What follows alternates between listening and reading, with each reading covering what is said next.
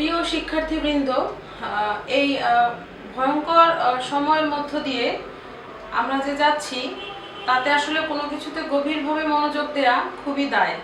তবুও জীবনের প্রয়োজনে আমাদের কিছু কাজ করে যেতে হবে, আর এটাই হচ্ছে আমাদের অনাকাঙ্ক্ষিত বাস্তবতা। আর সমস্যা থেকে শিক্ষা নিয়ে পথ চলার নামই হচ্ছে জীবন, আর জীবন কিন্তু তার নিজস্ব নিয়মে চলবে।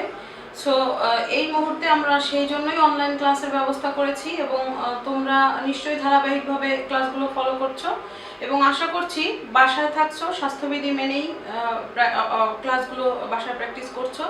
এবং যখন আমাদের ক্লাস খুলবে তখন কিন্তু খুব আমরা সময় পাবো না। এই ক্লাসগুলো কিন্তু ধারাবাহিকভাবে তোমরা বাসায় অবশ্যই প্র্যাকটিস করবে, স্বাস্থ্যবিধি মেনে বাসায় থাকবে। আজ আমি তোমাদের তারই ধারাবাহিকতায় অষ্টম অধ্যায়ের বাকি যে অন্তঃক্ষরা গ্রন্থিটি ছিল তার উপরে ক্লাস নিব। তোমরা আশা করছি সাথে থাকবে এবং ক্লাসটা খুব মনোযোগ সহকারে ফলো করবে, কারণ অন্তঃক্ষরা গ্রন্থি কিন্তু খুবই এসেনশিয়াল একটি পার্ট আমাদের বডির, যেটা আমার মনে হয় শুধু বায়োলজির জন্য, বায়োলজি যারা পড়াশোনা করে বা ছাত্রছাত্রী তাদেরই যে শুধু জানা প্রয়োজন তা কিন্তু না, এটা সবারই জানা উচিত, কারণ আমাদের এটা নিজের সম্পর্কে জানা, নিজের শরীর সম্পর্কে জানা। চলো আমরা মূল ক্লাসে যাই।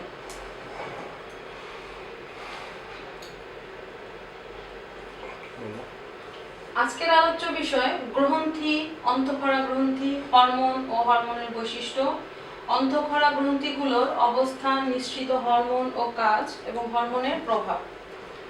গ্রন্থি দেখো, নিঃস্রাবী গুণ সম্পন্ন একটি মাত্র কোষ বা কোষগুচ্ছ নিয়ে গঠিত হয় গ্রন্থি। কাজ কি? মানব দেহের বিভিন্ন স্থানে অবস্থিত নানা ধরনের অসংখ্য গ্রন্থি থেকে রস নিঃসৃত হয়ে যাবতীয় শারীরবৃত্তীয় কাজ পরিচালনা করা। আর এখানে যে গ্রন্থি থাকে, গ্রন্থিগুলো কিন্তু সাধারণত দুটো গ্রন্থি আমরা মূল বর্ণনার সুবিধার জন্য ভাগ করা হয়েছে, যেটা একটা বহিঃক্ষরা গ্রন্থি আর একটা অন্তঃক্ষরা গ্রন্থি। আর বহিঃক্ষরা গ্রন্থিগুলো হচ্ছে যেসব গ্রন্থি নালীযুক্ত, অর্থাৎ গ্রন্থি নিঃসৃত রস নির্দিষ্ট গ্রন্থিনালী দিয়ে নিকটেই কোনো ক্রিয়াস্থলে পৌঁছায়, এটা একে বহিঃক্ষরা গ্রন্থি বলে। যেমন লালা গ্রন্থি, যকৃৎ, ঘাম গ্রন্থি ইত্যাদি, এগুলো কিন্তু সাধারণত এনজাইম নিঃসরণ করে। আর অন্তঃক্ষরা গ্রন্থিগুলো কি? যেসব গ্রন্থি নালীবিহীন, অর্থাৎ এদের কিন্তু কোনো নালী থাকবে না, গ্রন্থি নিঃসৃত রস হরিত হয়ে রক্তে যাবে এবং রক্তের মাধ্যমে পরিবাহিত হয়ে ক্রিয়াস্থলে পৌঁছাবে। এইসব গ্রন্থিগুলো কিরকম? যেমন ধরো যে পিটুইটারি গ্রন্থি, থাইরয়েড গ্রন্থি, অ্যাড্রেনাল গ্রন্থি, এগুলো। আর অন্তঃক্ষরা গ্রন্থি কিন্তু মূলত হরমোন নিঃসরণ করে। আর আজকে আমাদের মূল আলোচ্য বিষয় হচ্ছে এই অন্তঃক্ষরা গ্রন্থির উপরেই আলোচনাটা হবে, যে কি কি হরমোন আমরা এখান থেকে কিভাবে পাচ্ছি। অন্তঃক্ষরা গ্রন্থি হরমোন নামক জৈব রাসায়নিক পদার্থ নিঃসরণ করে। এই গ্রন্থিগুলো কিন্তু মূলত একটা আবরণী কলা।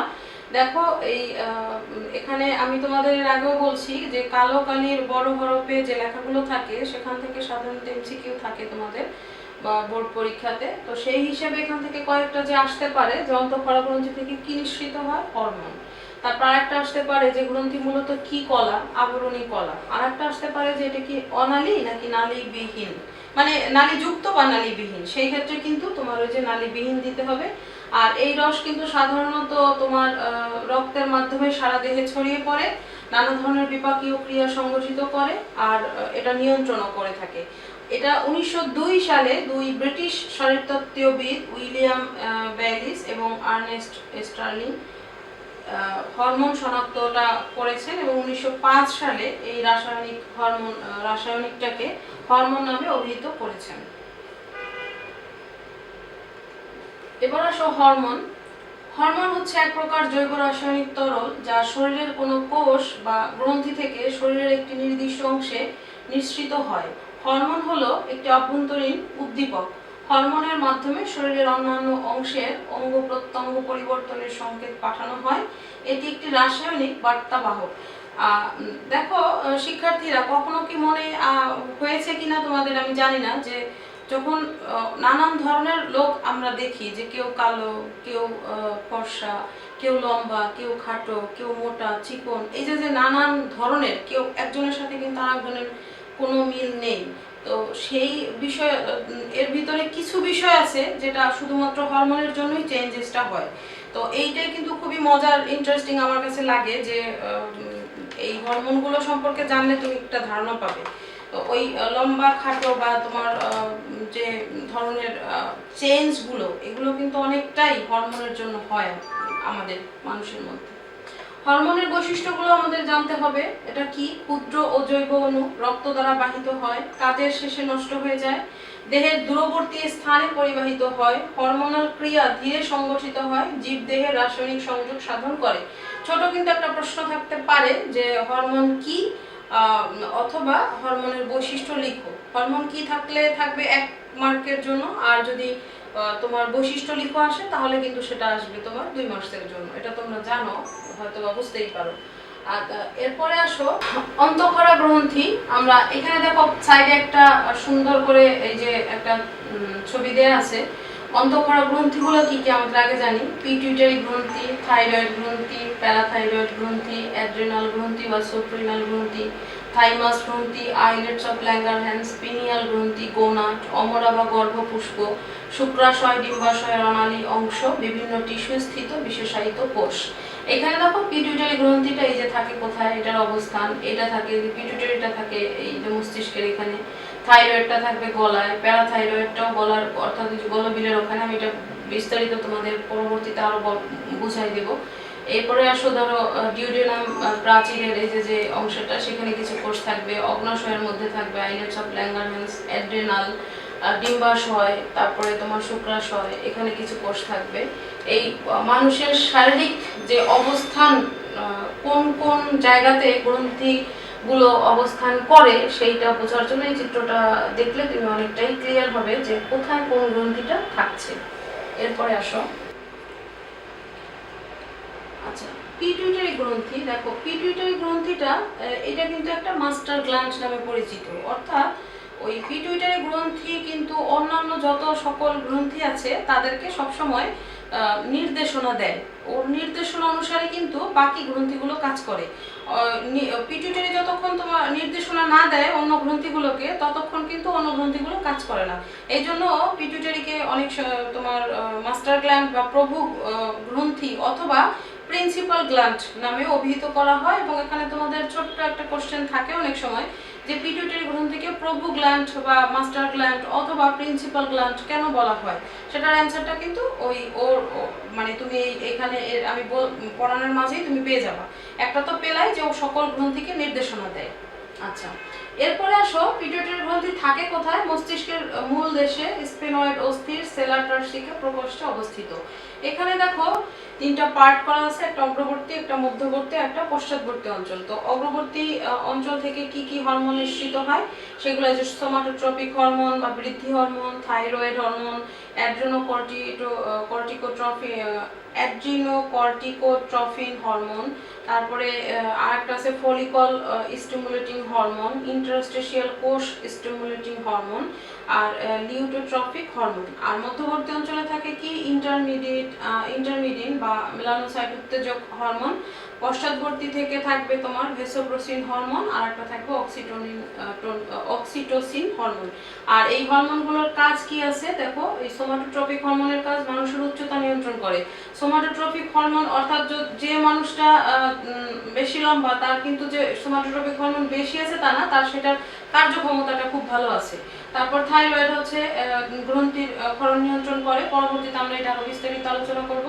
আর অ্যাড্রিনাল গ্রন্থির বিকাশ ও ক্ষরণ নিয়ন্ত্রণ, ডিম্বাশয় ফলিকলের বৃদ্ধি নিয়ন্ত্রণ, যৌনাঙ্গের বিকাশ ও সেকেন্ডারি যৌন বৈশিষ্ট্য বিকাশ নিয়ন্ত্রণ, স্তন গ্রন্থির বিকাশ ও দুগ্ধ সঞ্চারণ নিয়ন্ত্রণ করে, ত্বকের রং কালো হওয়া নিয়ন্ত্রণ করে। এখন এইখানে দেখো একটা খুব মজার বিষয় হচ্ছে যে অনেকের গায়ের রং খুব কালো থাকে, আবার অনেকে ফর্সা থাকে। এটার কিন্তু একটা কারণ কি জানো? কারণটা হচ্ছে যাদের মেলানিনের হরমোনটা একটু বেশি থাকে তারা কিন্তু গায়ের রং মানে তাদের গায়ের রংটা একটু কালো থাকে, আর যাদের মেলানিন কম থাকে তারা কিন্তু একটু ফর্সা থাকে। আচ্ছা এরপরে আসো জরায়ু সংকোচন করে সন্তান প্রসব সহজতর করা, অনৈচ্ছিক পেশি সংকোচন নিয়ন্ত্রণ করে, অধিক পরিমাণে নিঃসৃত হলে রক্তচাপ বৃদ্ধি পায়, অল্প মাত্রায় নিঃসৃত হলে প্রস্রাবের পরিমাণ হ্রাস পায়। অর্থাৎ তুমি কিন্তু এই কাজগুলো যদি হরমোনের কাজগুলো সবগুলো যদি মুখস্থ রাখো তাহলে কিন্তু তুমি অনেকই তোমার বডির সম্পর্কে অনেক আইডিয়া চলে আসবে যে কেন আমার এই বিষয়টা হচ্ছে বা কি হচ্ছে না হচ্ছে। আর যদি তোমার যে আসে যে পিটুইটারি গ্রন্থিকে প্রিন্সিপাল গ্ল্যান্ড বলা হয় কেন, তখন তুমি কিন্তু এই কাজগুলো যদি লিখে দাও যে এই কাজগুলো পিটুইটারি গ্রন্থি দ্বারা করা মানে করে। আর তাছাড়া তোমার বইয়ে তুমি আরো কিছু পাবে। আর আমি আরো কিছু বলে দিচ্ছি যে ও কিন্তু নির্দেশনা দেয়। পিটুইটারি গ্রন্থি কিন্তু অন্য সকল গ্রন্থিকে কাজ করার জন্য নির্দেশনা দেয়। যতক্ষণ না পিটুইটারি গ্রন্থি অন্য সকল গ্রন্থিকে কাজ করার জন্য নির্দেশনা দিচ্ছে ততক্ষণ কিন্তু অন্য হরমোনগুলো অন্য গ্রন্থিগুলো কাজ করে না। এই জন্য পিটুইটারি গ্রন্থিকে কিন্তু মাস্টার গ্ল্যান্ড বলা হয়। আচ্ছা, এরপরে আসো থাইরয়েড গ্রন্থি। এই দেখো থাইরয়েড গ্রন্থি এটা কিন্তু খুবই একটা মানে গুরুত্বপূর্ণ গ্রন্থি, তা আমাদের প্রত্যেকের জানা উচিত। এবং আমাদের বাংলাদেশের প্রচুর মানুষ পাওয়া যায় যাদের থাইরয়েড গ্ল্যান্ডে সমস্যা থাকে। আর এইটা কিন্তু খুব তিনটা হরমোন নিঃসৃত করে, একটা ট্রাই আয়োডোথাইরোনিন, আর একটা হচ্ছে থাইরক্সিন ক্যালসিটোনিন। এবং এদের কাজগুলো কি? বিপাক ক্রিয়া নিয়ন্ত্রণ করা, দেহের বৃদ্ধি পরিবর্ধন পরিপূর্ণতা নিয়ন্ত্রণ করে, রক্তে ক্যালসিয়ামের পরিমাণ কমায়। এবার এই যে তিনটা হরমোন, এই তিনটা হরমোনের মধ্যে যে থাইরক্সিন হরমোনটা, এইটাই কিন্তু আমাদের মূলত দেখা যায় প্রবলেম হয়, হয় বেড়ে যায় নাহলে কমে যায়। এখানে আমি একটুখানি বলি, নরমালি আমরা যদি দেখি যে কারো এই মানে গলাটা একটু ফুলে যাবে কানের পাশ থেকে, দুই কানের পাশ থেকে, যখন দেখবা যে এখানে কিন্তু একটা স্ট্রাকচার আছে, ওই স্ট্রাকচারটা তাদের ঠিক থাকে না, ওই যখন ঠিক থাকবে না একটু ফোলা থাকবে, ওই মানে হচ্ছে তার থাইরয়েড প্রবলেম, থাইরয়েড গ্ল্যান্ডের কিছু প্রবলেম আছে।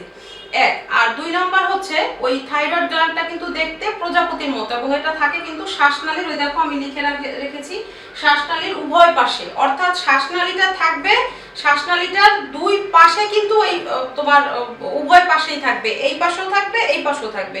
সো যখন থাইরয়েড গ্ল্যান্ডটা ফুলে যায় তখন শ্বাসনালীর উপরে যে প্রেসার পড়ে, আর থাইরয়েড গ্ল্যান্ড ফুলে যে শ্বাসনালীর উপরে যে প্রেসার সৃষ্টি করে বা চাপের সৃষ্টি করে, তার জন্য কিন্তু যে মানুষের অর্থাৎ যার থাইরয়েডের প্রবলেম থাকে তার কিন্তু শ্বাসকষ্টের সমস্যা দেখা দেয় খুব মানে স্বাভাবিক কেন? ওই যে থাইরয়েড গ্ল্যান্ডটা যে শ্বাসনালীর উপরে চাপের সৃষ্টি করে, এই জন্য।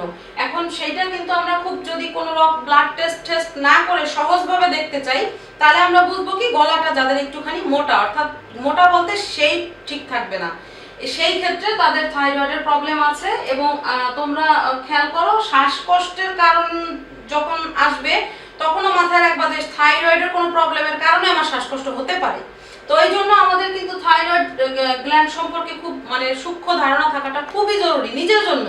পরীক্ষার জন্য তো আসবেই, মাস্ট, কোনো না কোনো কিছু পাবা, সেটা হয়তো এমসিকিউ হোক বা কিছু না কিছু হোক। আর যদি নিজের জন্য আমরা না জানি তাহলে তো হবে না, নিজের জন্য জানতে হবে। এবার আসো প্যারাথাইরয়েড গ্রন্থি। প্যারাথাইরয়েড গ্রন্থি কোথায় থাকে? থাইরয়েডের পৃষ্ঠদেশে। এটা হচ্ছে প্যারাথরমোন। প্যারাথরমোন রক্তে ক্যালসিয়ামের পরিমাণ বৃদ্ধি করে। মূলত থাইরয়েড গ্রন্থি প্যারাথাইরয়েড গ্রন্থির পরস্পর বিরোধী কার্যকারিতায় ক্যালসিয়াম ও ফসফরাসের বিপাক নিয়ন্ত্রণ হয়। এবার আসো থাইমাস গ্রন্থি, শ্বাসনালীর নিচে।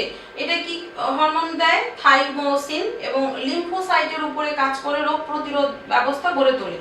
আর আইলেটস অফ ল্যাঙ্গারান্স, এটা থাকবে অগ্নাশয়। এই আইলেটস অফ ল্যাঙ্গারান্সটা কি হরমোন নিঃসৃত করে, একটা ইনসুলিন একটা গ্লুকাগন। দেখো এটা আরেকটা মানে জানার খুবই গুরুত্বপূর্ণ বিষয়, সেটা হচ্ছে আমাদের মানুষের কিন্তু এই আরেকটা সমস্যা হয় বাংলাদেশের মানুষের, সেটা হচ্ছে কি এই যে ইনসুলিনের সমস্যা।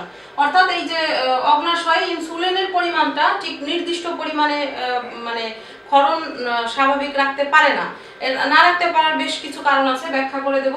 এটার কাজটা কি? দেখো, রক্তে শর্করার পরিমাণ হ্রাস পায়। ডায়াবেটিক্স রোগীদের ইনসুলিন দিলে রক্তে গ্লুকোজের পরিমাণ কমে, অর্থাৎ আর রক্তে শর্করার পরিমাণ বৃদ্ধি করে। এখানে এই অগ্নাশয়ের কাজটা হচ্ছে তোমার ইনসুলিনের ক্ষরণটাকে নিয়ন্ত্রণ করা। দেখো আমরা কিন্তু কেউ মনে হয়, কেউ বললে ভুল হবে, হয়তো কেউ খায়, বেশিরভাগ মানুষই কিন্তু আমরা ওই যে পেট ভরা পর্যন্ত খেতে থাকি, যে আমার যতখানি দরকার। কেউ পরিমাপ করে BMI একটা রেশিও আছে, অর্থাৎ আমার বডির উচ্চতার সাথে ওজনের একটা সম্পর্ক, সেখানে কিন্তু আমরা কেউ এই জিনিসটা হিসাব করে খাই না। যখন খাই না আমরা কি হয়, যখন এক্সট্রা ফ্যাট বা কার্বোহাইড্রেট অথবা সুইট নেই, ফ্যাট আমরা ভাতের মাধ্যমে কার্বোহাইড্রেট নেই, এবং তোমরা একটু সূক্ষ্মভাবে খেয়াল করে দেখো যা কিছুই আমরা নেই, হয় সেটা ফ্যাট অথবা কার্বোহাইড্রেট অথবা সুইট, ঘুরে ফিরে কিন্তু এই তিনটার মধ্যেই বেশি থাকে। তারপরে বাকি যেটা নেই সেটা ওইভাবে অত বেশি থাকে না। এখন ওই এক্সট্রা যে কার্বোহাইড্রেট বা ফ্যাট বা সুইট আমরা বডিতে নিচ্ছি, সেটা কিন্তু ওই অগ্নাশয়ে যে তোমার জমা হয় রক্তের মধ্যে, তোমার এক্সট্রা তোমার চর্বি হিসেবে এবং তোমার গ্লুকোজ হিসেবে জমা হয়। মজার বিষয়, তুমি যত চিনি খাবা সেটাও রক্তে যে চিনি হবে, আর যত কার্বোহাইড্রেট বা খাবা সেটাও যে তোমার চিনি হবে। আর ফ্যাট তো ফ্যাটই থাকে, ওর আর কোনো খুব একটা বার্নিং না করলে হয় না, খুব কম হয়। তাহলে আমাদের এখানে কিন্তু যত আমি এক্সট্রা কার্বোহাইড্রেট খাইতেছি রক্তে যে সেটাও তোমার চিনি হচ্ছে, আবার যত সুইট নিতেছি সেটাও চিনি হচ্ছে। তাহলে কি আলটিমেটলি আমি খাচ্ছি কার্বোহাইড্রেট, বাট আমি কিন্তু কার্বোহাইড্রেট খাচ্ছি, ভিতরে যে সেটা চিনি হচ্ছে, তার মানে আমি এক্সট্রা চিনি নিচ্ছি প্রতিদিন। ওই যে এক্সট্রা আমি চিনিটা নিচ্ছি, ওইটাই কিন্তু যে তোমার এই যে অগ্নাশয়ে ইনসুলিনের পরিমাণ মানে কমানো বাড়ানোর কাজটাকে নষ্ট করে দেয়, তখনই আমাদের ডায়াবেটিক্সটা হয়। এবং যেটা আমাদের বাংলাদেশে দেখবা মানে আফটার 40 মানে খুব অ্যাভেলেবল পেশেন্ট আছে যারা ডায়াবেটিক্স পেশেন্ট, এই একটা কারণে। সো আজকে থেকে আমি মনে করি তোমরা অবশ্যই তোমাদের বাড়িতে যত যারা অ্যাডাল্ট আছেন বা যারা অ্যাডাল্ট আছে অথবা যারা একটু বয়োবৃদ্ধ জ্যেষ্ঠ নাগরিক যারা থাকেন বাড়িতে, তাদেরকে তোমরা অবশ্যই এটা বুঝিয়ে বলবে যে এক্সট্রা কার্বোহাইড্রেট যেটা নিচ্ছ সেটা কিন্তু তোমার রক্তে যে গ্লুকোজ হচ্ছে। সো তুমি এক্সট্রা কার্বোহাইড্রেট যতটুকু তোমার শরীরের জন্য দরকার তার থেকে বেশি নেওয়া যাবে না। তো সেটা কিন্তু আসলে ঠিক পরিমাপ করার জন্য একজন ডায়েটিশিয়ানের পরামর্শ নিতে হবে, নিজে নিজে কিন্তু ঠিক করা যাবে না। আচ্ছা, এরপরে আসো অ্যাড্রেনাল বা সুপ্রেনাল গ্রন্থি। এই অ্যাড্রেনাল বা সুপ্রেনাল গ্রন্থি কোথায় থাকে? বৃক্কের মাথায়। দেখো এইটাও আরেকটা গুরুত্বপূর্ণ, কারণ বৃক্ক হচ্ছে আমাদের যে এক্সট্রা নাইট্রোজেন ঘটিত বজ্র পদার্থ থাকে সেটা কিন্তু বডি থেকে পাস করে দেহের বাইরে। তো সেই গ্রন্থিটাও যদি ঠিক না থাকে তাহলে কিন্তু ওই যে কিডনির সমস্যা যাদের হয় তাদের এই যে গ্রন্থিটা ঠিকঠাক কাজ করে না। আচ্ছা, এখানে দেখো ওই বৃক্ক থেকে কি কি হরমোন নিঃসৃত হয়। একটা হচ্ছে গ্লুকোকর্টিকয়েড, মিনারেলোকর্টিকয়েড, অ্যাড্রেনালিন, আর হচ্ছে নর অ্যাড্রেনালিন। এবং এদের কাজগুলো কি? শর্করা জাতীয় খাদ্যের বিপাক নিয়ন্ত্রণ, খনিজ লবণ বিপাক নিয়ন্ত্রণ, সঞ্চিত গ্লাইকোজেন থেকে গ্লুকোজ অবমুক্ত করার ভূমিকায় রাখে, এবং হৃদপেশি উদ্দীপিত হয়, রক্তচাপ বৃদ্ধি পায়। অর্থাৎ তুমি নিজেই বুঝতে পারছো যে অ্যাড্রেনাল গ্রন্থিটাও কতটা ইম্পর্টেন্ট। এবং পিনিয়াল গ্রন্থিটা কি? পিনিয়াল গ্রন্থিটা থাকে কোথায়? মস্তিষ্কের তৃতীয় প্রকোষ্ঠে। এর থেকে কি নিঃসৃত হয়? মেলাটোনিন। এবং কাজ কি? ফসফরাস বিপাক দ্রুত করা, যৌন অঙ্গের সক্রিয়তা ঘটানো। শিক্ষার্থীরা খেয়াল করো, এখানে কিন্তু তোমার প্রত্যেকটা গ্রন্থির নিঃসৃত হরমোনের নাম এবং হরমোনের কাজ তোমাকে পড়তে হবে। তোমার প্রশ্ন থাকতে পারে যে ধরো যে কোনো একটা হয়তো বা এরকম থাকলো যে তোমার অগ্নাশয় থেকে কোন হরমোনগুলো নিঃসৃত হয়, অথবা অগ্নাশয় গ্রন্থির কাজগুলো লিখো। এইভাবে কিন্তু প্রত্যেকটা গ্রন্থি থেকেই নিঃসৃত হরমোনগুলোর নাম ও কাজ তোমাকে মুখস্থ রাখতে হবে। আচ্ছা, আর বাকি আছে আর দুটো কি? একটা শুক্রাশয় আর একটা ডিম্বাশয়। শুক্রাশয় থেকে নিঃসৃত হরমোন কি? অ্যান্ড্রোজেন। আর এটি হতে টেস্টোস্টেরন এবং সামান্য পরিমাণ ইস্ট্রোজেন হরমোনও নিঃসৃত হয়, যা পুরুষের গৌণ বৈশিষ্ট্য প্রকাশে সহায়ক। আর ডিম্বাশয় কি? ইস্ট্রোজেন এবং প্রোজেস্টেরন। এই ডিম্বাশয় থেকে কিন্তু এই দুইটা হরমোন। তোমাদের অনেক সময় কিন্তু এখান থেকে এমসিকিউ থাকে যে শুক্রাশয় থেকে কয়টি হরমোন নিঃসৃত হয় অথবা ডিম্বাশয় থেকে কয়টি হরমোন নিঃসৃত হয়, নাম এগুলো মনে রাখতে হবে। আর ডিম্বাশয় ইস্ট্রোজেনের কাজটা কি? মহিলার গৌণ বৈশিষ্ট্য বিকাশে সহায়তা করে। প্রোজেস্টেরন রজচক্র পূরণ করার জন্য কার্যকর ভূমিকা রাখে। এইখানে তোমাদের আরো একটুখানি একটা টপিক এসে যায়, সেটা হচ্ছে যে অনেক সময় এই যে এই হরমোনগুলো যখন এলোমেলো থাকে তখন কিন্তু একজন পূর্ণাঙ্গ পুরুষ বা একজন পূর্ণাঙ্গ মহিলা বলতে আমরা যে বৈশিষ্ট্যগুলো বুঝি সেই বৈশিষ্ট্যগুলো কিন্তু বাহ্যিকভাবে দেখা যায় না। তাহলে এইখানে আমরা পেলাম যে শুক্রাশয় থেকে এই হরমোনটা নিঃসৃত হতে হবে পরিমাণ মতো, এবং ডিম্বাশয় থেকে এই দুটো, তাহলে কিন্তু আমাদের গৌণ যে বৈশিষ্ট্য পুরুষের এবং স্ত্রীর সেই মহিলাদের, সেগুলো পুরুষ এবং মহিলাদের সেই বৈশিষ্ট্যগুলো কিন্তু আমরা বাহ্যিকভাবে খুব সুন্দরভাবে দেখতে পাবো, অথবা কিন্তু যদি না থাকে তাহলে কিন্তু আমরা দেখতে পাবো না। যার কারণে কিন্তু আমরা অনেক সময় যে তৃতীয় লিঙ্গ বলি, যে হিজড়া, ওদের কিন্তু এই হরমোনগুলো সঠিকভাবে নিঃসৃত হয় না, যার কারণে কিন্তু ওদের সম্পূর্ণ পুরুষের বৈশিষ্ট্য অথবা সম্পূর্ণ মহিলার বৈশিষ্ট্য প্রকাশ পায় না। আচ্ছা, আজকে আমাদের ক্লাস এখানেই শেষ। এখন তোমাদের আরো একটু আমি লাস্ট বুলেটিন হিসেবে বলে দিচ্ছি যে তোমাদের এই অন্তঃক্ষরা গ্রন্থি থেকে হরমোনের প্রভাব পড়া লাগবে। আর একটা কোশ্চেন আছে হরমোনের প্রভাব। এখানে হরমোনের প্রভাবটা তুমি জানার জন্য একটুখানি মানে খুব এখান থেকে খুব একটা কোশ্চেন হয় না, তারপরেও তুমি একটু জানার জন্য পড়ে রাখবা। সেটা হচ্ছে কি যে ওই যে তোমাদের বইতে খুব সুন্দরভাবে দেয়া আছে যে বৃদ্ধিতে হরমোনের কি প্রভাব থাকে, তারপর তোমার শারীরবৃত্তীয় কাজে হরমোনের কি প্রভাব থাকে এবং আচরণের কি প্রভাব থাকবে, সেইগুলো কিন্তু আমি এখানে এই তোমাদের বইয়ের লাস্ট পেজে খুব সুন্দরভাবে দেয়া আছে। তো আমি কিছুটা আলোচনা করলাম যে হরমোনের ক্ষেত্রে আমি ওই প্রত্যেকটা কাজের সাথে সাথে আলাপ করছি, যেমন সোমাটোট্রপিক হরমোন যদি ঠিকঠাক না হয় সেক্ষেত্রে গ্রোথটা ঠিকঠাক হবে না। তারপরে তোমার এখানে ওই যে শারীরবৃত্তীয় কাজের মধ্যে যেমন তোমার ধরো ইনসুলিনের প্রবলেম হবে, ইনসুলিন শারীরবৃত্তীয় কাজের মধ্যে যে গ্লুকোজ ঠিকঠাক যখন নিঃসৃত না হয় বা সেটার ক্ষরণ নিয়ন্ত্রিত না থাকে, তখন কিন্তু ওই যে তোমার ডায়াবেটিস আসতে পারে। তারপরে আচরণের পরিবর্তন, যেমন বললাম যে এই হরমোনগুলো যদি শুক্রাশয় এবং ডিম্বাশয়ে নিঃসৃত যে হরমোনগুলো, সেগুলো যদি ঠিক মতো না নিঃসৃত হয় বা না ক্ষরিত হয়, তাহলে কিন্তু ওই যে পুরুষের যে মুখ্য বৈশিষ্ট্যগুলো অথবা স্ত্রী বা মহিলাদের যে মুখ্য বৈশিষ্ট্যগুলো, এগুলো কিন্তু আসবে না। তখন কিন্তু তোমার যে অন্য একটা মানে অস্বাভাবিক আচরণের দেখা দেবে। এবং সেই জন্য এখানে কিন্তু তোমার প্রত্যেকটা হরমোনের একটা নিয়ন্ত্রিত ব্যবহার দরকার আছে, বা অনিয়ন্ত্রিত ব্যবহারের ফলেও কিন্তু অনিয়ন্ত্রিত আচরণ আসবে। সেই ক্ষেত্রে যেমন থাইরয়েড গ্ল্যান্ডটা যদি তোমার ঠিকমতো না কাজ করে, থাইরয়েড হরমোন ঠিকমতো কাজ না করলে কিন্তু অনেক সময় মেজাজ খিটখিটে থাকে, ক্ষুধামন্দা থাকে, রোগ প্রতিরোধ ক্ষমতা কমে যায়। তারপরে পিটুইটারি গ্রন্থির ক্ষেত্রে ওরকম মস্তিষ্কের থেকে যেহেতু ওদের অবস্থান, ওখানেও ওরকম হয়তো মাথা ব্যথা, মাথা ঝিমঝিম, ক্ষুধামন্দা, এরকম নানান কাজে অনীহা, খাওয়ায় অনীহা, ক্ষুধামন্দা, এরকম ব্যাপার আসে। তো এই জন্য আমি এই বিষয়গুলো সার্বিকভাবে আলোচনা করলাম, কিন্তু বইতে পয়েন্ট করে আলাদা করা আছে। তুমি চাইলে বই থেকে পড়ে নিতে পারো জানার জন্য, বা পরীক্ষায়ও আসলে দিতে পারো যাতে। আর এখানে কিন্তু প্রত্যেকটা যে গ্রন্থি, প্রত্যেকটা তোমার মূল যে পড়াটা পড়া লাগবে সেটা হচ্ছে যে মূল অন্তঃক্ষরা গ্রন্থি নিঃসৃত হরমোনগুলোর নাম, তারপরে নিশ্চিত হরমোনগুলোর নাম এবং কাজ, এইখান থেকেই মূলত প্রশ্নটা থাকে। এবং আশা করি তোমরা এইটা বাসায় খুব মনোযোগ সহকারে পড়বে, নিজের জন্য পড়বে, নিজেকে জানার জন্য পড়বে, এবং পরিবারের অন্য সকলকেও আমার মনে হয় যদি সচেতনতা বাড়ানোর জন্য তুমি এটা শেয়ার করো, আরো ভালো হবে। আজকের ক্লাস এখানে শেষ করছি। আশা করি তোমরা ক্লাসগুলো বাসায় প্র্যাকটিস করছো এবং করবে। আর তাছাড়া দেখো, গ্রন্থিগুলো কিন্তু তোমার জানা খুবই জরুরি, নিজের জন্য জানা, সুস্থ থাকার জন্য জানা, এবং এই মুহূর্তে কিন্তু সুস্থ থাকাটা খুবই জরুরি।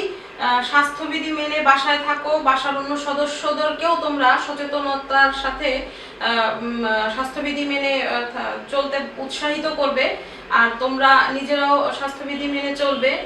আশা করি সে পর্যন্ত তোমরা ভালো থাকো, বাসায় থাকো, এবং আমার জন্য দোয়া রাখো যাতে আমিও সুস্থ স্বাভাবিক জীবনযাপন করতে পারি।